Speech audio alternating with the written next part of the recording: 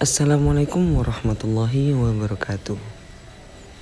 Alhamdulillahirrabbilalamin. Selamat pagi, salam sejahtera bagi kita semua.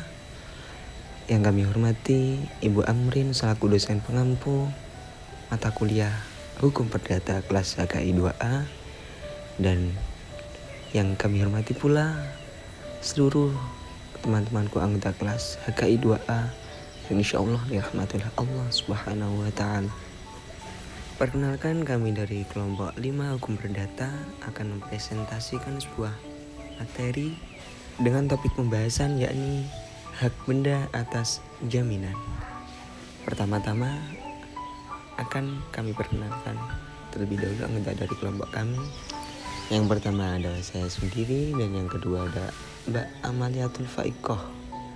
Yang ketiga ada Mbak Ariska Wahyu Oktaviani. Dan yang keempat ada Mbak Dia Fitrian. Dan yang terakhir ada Mas Azril Asajad. Dan dilanjutkan dengan pembahasan materi yakni tentang hak benda atas jaminan. Dan subtopik pembahasan yakni ada jaminan hutang, hak gadai, hak retensi, hak tanggungan, dan yang terakhir ada hak privilege.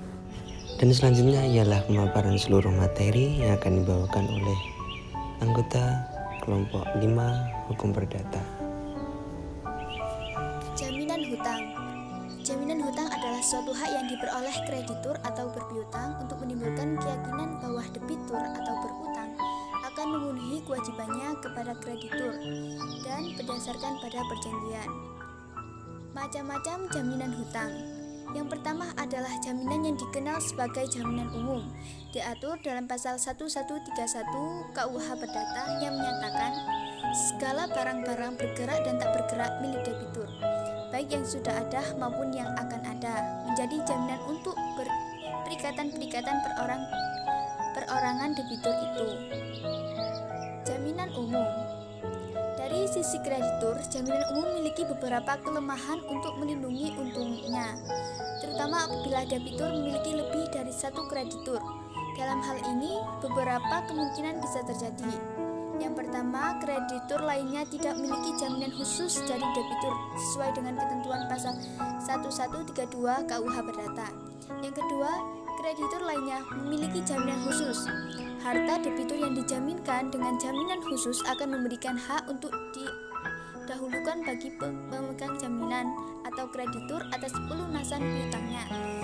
Macam-macam jaminan hutang. Jaminan khusus berbeda dengan jaminan umum. Dalam hal ini, karakteristik dan juga cara lahirnya. Secara umum, jaminan khusus terbagi menjadi dua jenis, yakni jaminan kebendaan dan jaminan perorangan. Berikut penjelasannya masing-masing. Yang pertama, jaminan kebendaan. Secara umum, jaminan kebendaan memiliki beberapa karakteristik sebagai berikut. Yang pertama, memberikan kedudukan yang diutamakan kepada pemegangnya. Yang kedua, jaminan kebendaan akan mengikuti atau meletakkan kepada kebendaannya.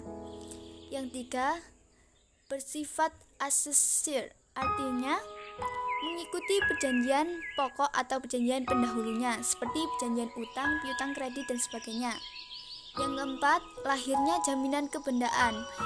Lahirnya jaminan kebendaan ini tidak secara otomatis, melainkan perlu diperjanjikan terlebih dahulu antara debitor, pemberi jaminan, dengan kreditor, penerima jaminan.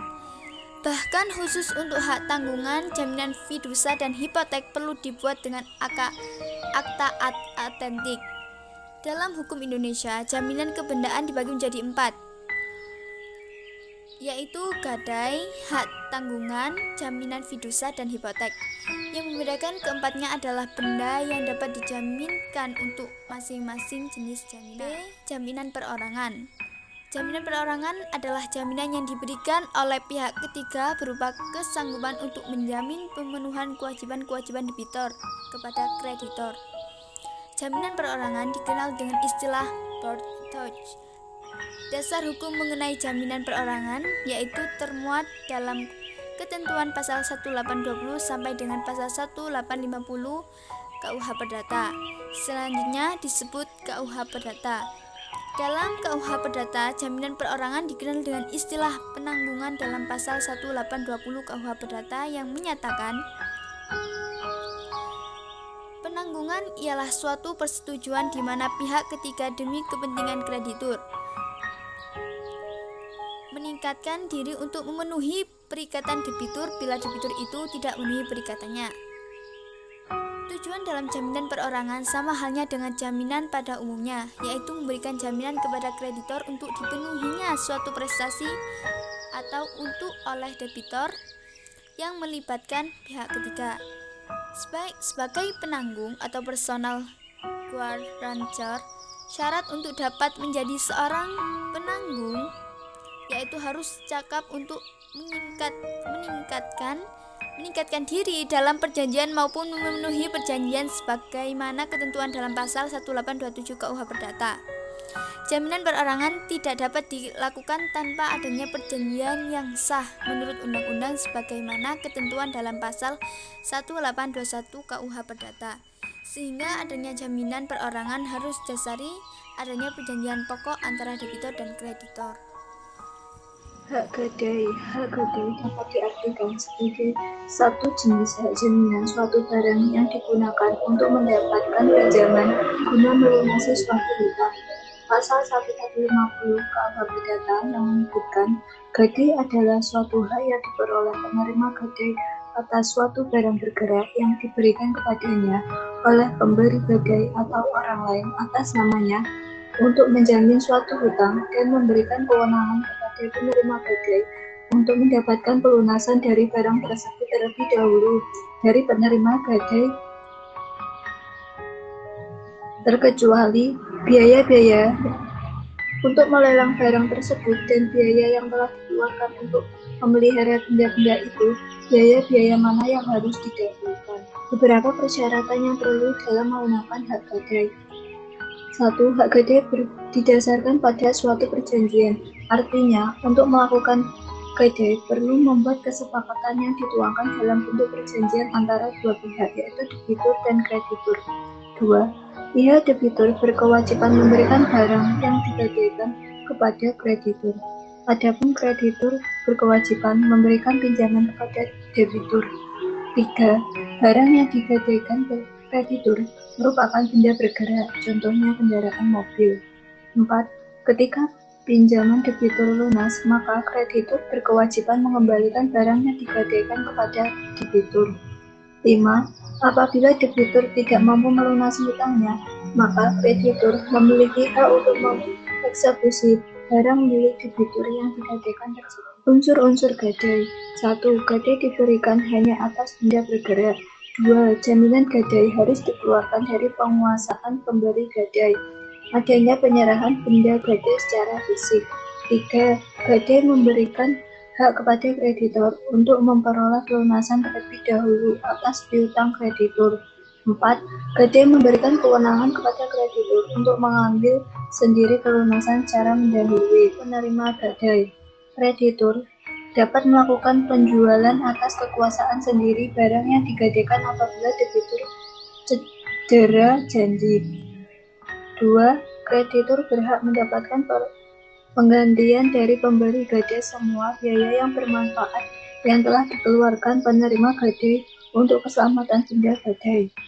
3. Jika suatu piutang yang digadaikan menghasilkan bunga, maka kreditur berhak memperhitungkan bunga piutang tersebut untuk dibayarkan kepadanya. 4.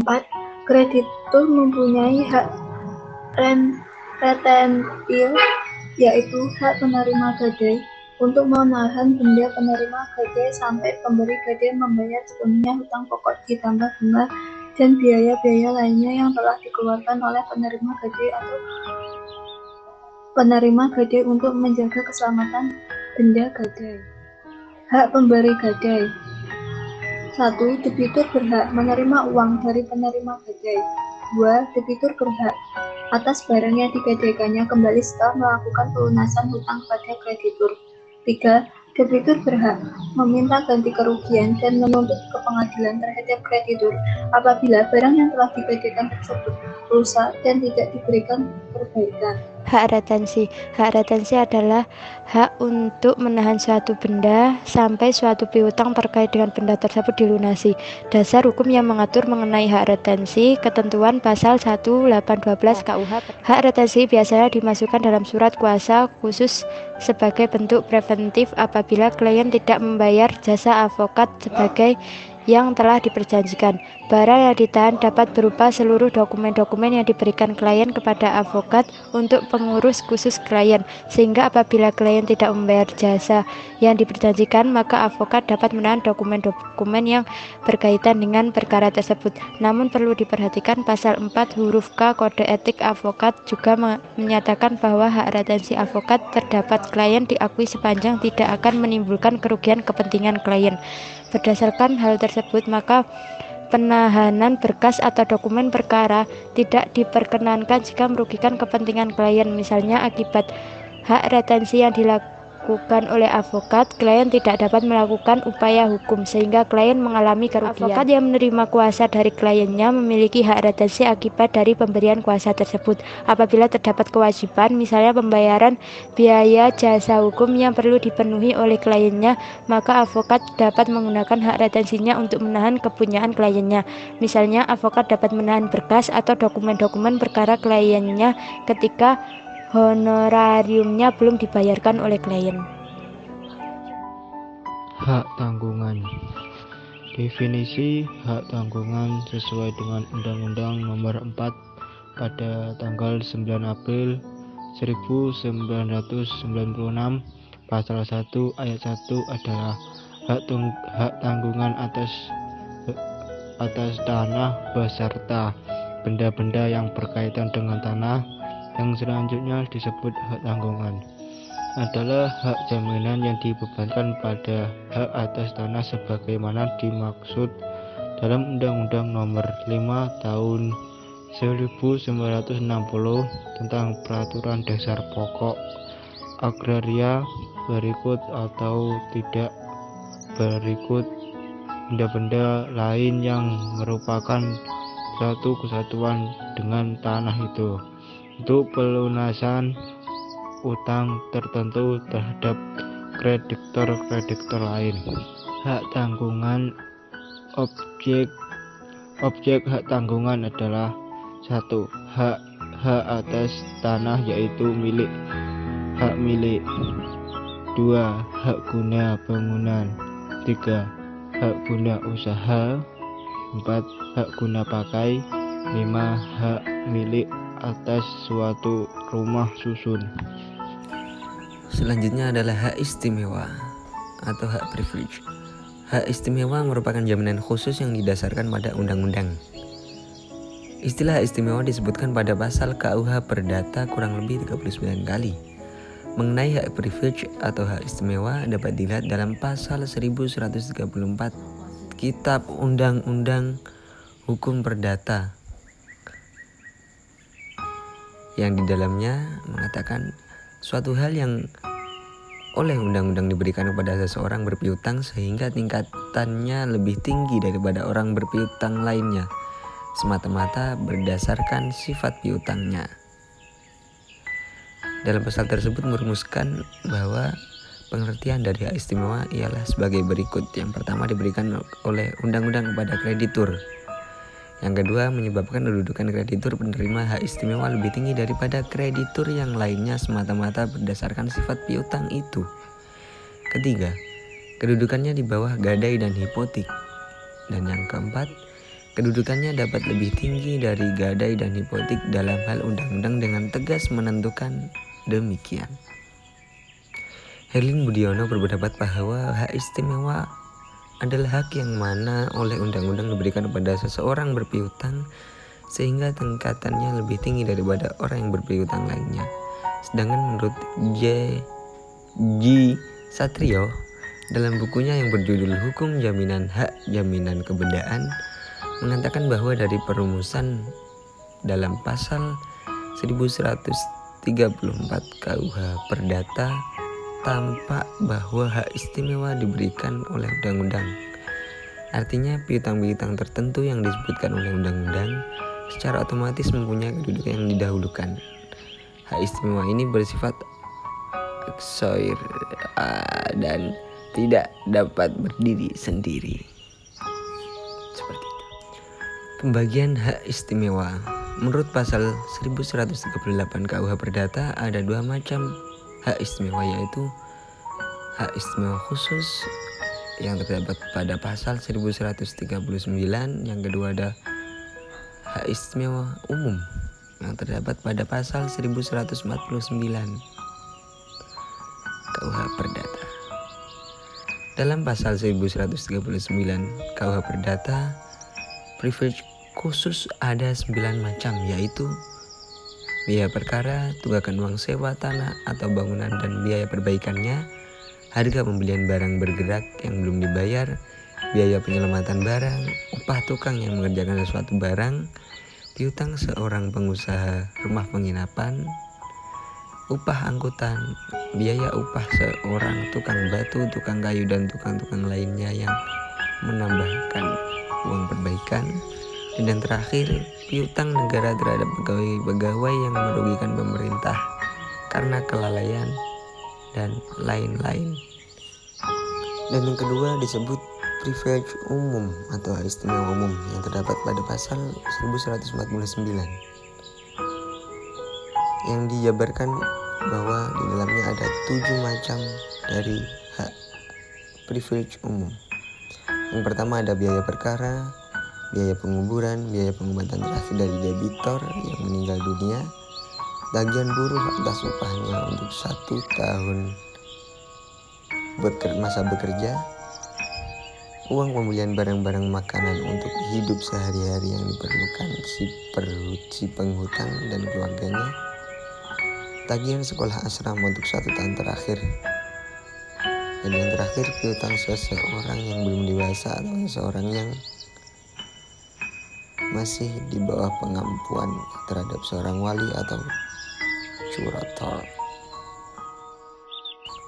Dan yang terakhir ada perbedaan antara privilege khusus dan privilege umum. Perbedaannya, privilege dalam pasal 1139 tidak menentukan urutannya, namun dalam pasal 1149 ditentukan urutannya. Yang lebih dahulu disebut itu yang didahulukan pembayarannya menurut Jaja S. Meliala. Dan privilege umum lebih mempunyai arti akan hak tagihan yang diistimewakan dalam mengambil pelunasan atas hasil penjualan dalam suatu eksekusi atas semua benda milik debitor. Sedangkan privilege khusus adalah piutang-piutang yang diistimewakan terhadap benda-benda tertentu. Oke, itulah tadi penyampaian materi dari kelompok 5 hukum perdata tentang hak benda atas jaminan. Apabila ada kurang lebihnya, kami mohon maaf. Wabillahi taufiq wal hidayah. Waridha wal inayah. Wassalamualaikum warahmatullahi wabarakatuh. Thank you.